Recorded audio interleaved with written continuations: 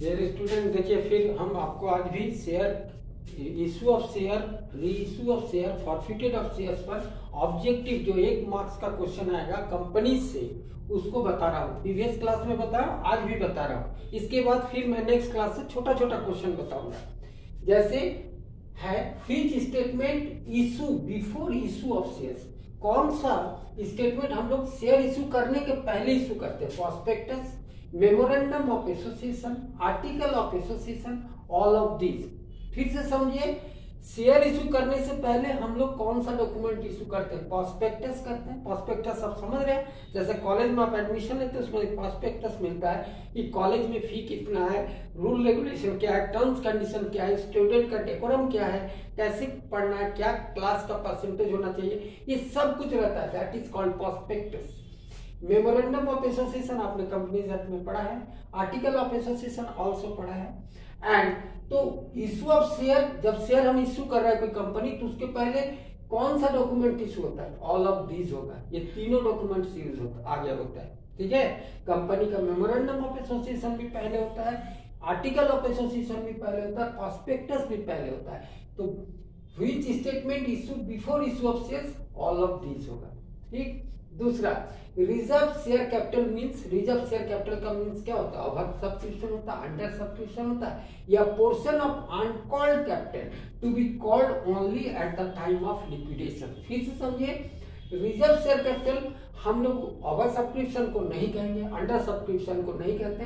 Portion of uncalled, जैसे हम लोग मान लीजिए कि कंपनी को मान लीजिए 10,000 शेयर इशू करना था, कंपनी इशू किया 8,000 शेयर, तो 2,000 शेयर अनकॉल्ड है, तो उसको कब इशू कर सकता है? Eight the time of liquidation. Liquidation माने जब समापन के समय, जब कंपनी का लिक्विडेशन हो रहा है, तब कंपनी अनकॉल्ड मनी को मांग सकता है और पेमेंट सबको कर सकता है। तो that is the portion of uncalled capital to be called only at the time of liquidation. Liquidation का मतलब समापन होता है। जैसे पार्टनरशिप में हम लोग डिसोल्यूशन बोलते हैं, कंपनी में लिक्विडेशन होता है, इसका मतलब ये होता है लिक्विडेट कर जाना, समापन करना।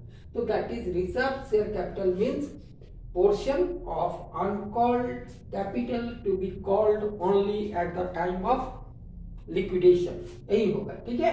नेक्स्ट देखिए, नेक्स्ट है right share are issue to, किसको इशू किया जाता है? प्रोमोटर को, होल्डर ऑफ कन्वर्टेबल डिवेंचर को, एक्सिस्टिंग शेयर होल्डर्स को। तो आपको आंसर होगा एक्सिस्टिंग शेयर होल्डर्स को। राइट शेयर प्रोमोटर को इशू नहीं होता है, कन्वर्टेबल डिवेंचर को इशू नहीं होता है, एक्सिस्टिंग शेयर होल्डर जो वर्तमान में कंपनी का शेयर होल्डर है उसी को राइट शेयर मिलता है, ठीक है। तो आपका करेक्ट आंसर होगा C. Next, forfeited of shares result in reduction of, forfeited करने से क्या रिजल्ट होता है, क्या चीज घटता है? रिजर्व कैपिटल, ऑथराइज कैपिटल और पेड अप कैपिटल। तो बेटा एक चीज समझ लीजिए, एक्चुअल कंपनी का कैपिटल पेड अप कैपिटल होता है, तो रिडक्शन घटेगा कौन चीज? Paid up capital. जैसे मान लीजिए कोई शेयर जब्त किए, non payment of calls money, जब कॉल्स मनी नहीं दिया उसका शेयर को आपने जब्त किया, तो आपका क्या कौन सा कैपिटल घटेगा? पेड अप कैपिटल घटेगा, okay. Next, if A share of ₹10 on which 8 per share paid up is forfeited, it can be reissued at a minimum of rupees कितना में? देखिए, यदि शेयर का दाम 10 रुपया, उसमें 8 रुपया पेड अप हुआ है और वो शेयर फॉरफिटेड हो गया, 2 रुपया नहीं दिया, तो मिनिमम कितना में वो इशू कर सकता है?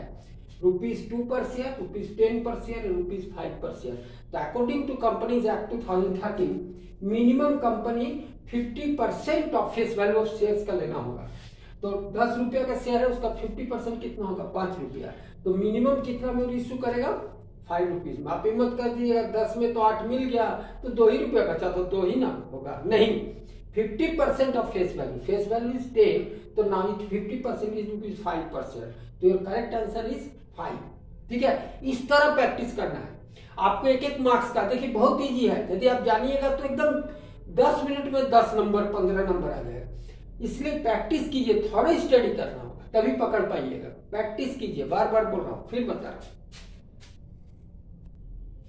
देखिए next, security premium on share in balance sheet shown in which head. Balance sheet में कौन हेड में जाता है?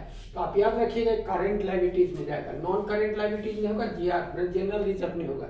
किस हेड में जाएगा? Current liability, security payment current liabilities है। Share can be forfeited to not attend the meeting for non payment of calls to non payment of bank loan. Share forfeited होता है for non payment of calls, ठीक है। Meeting यदि company का attend नहीं की उससे कोई मतलब नहीं, यदि बैंक लोन पेमेंट नहीं हुआ तो कोई मतलब नहीं। किस चीज के लिए फॉरफिटेड होता है? For non payment of calls, ठीक है। करेक्ट आंसर बी होगा। उसी तरह discount a lot on reissue of forfeited shares is debited, कौन सा होगा? शेयर डिस्काउंट, शेयर फॉरफिटेड या कैपिटल रिजर्व? तो शेयर फॉरफिटेड होगा। डियर स्टूडेंट, मैंने आज भी आपको 8 क्वेश्चन बता दिया। आप लोग इस तरह ऑब्जेक्टिव का प्रैक्टिस कीजिए। बुक्स का पीछे में बहुत सारे ऑब्जेक्टिव क्वेश्चन रहेंगे।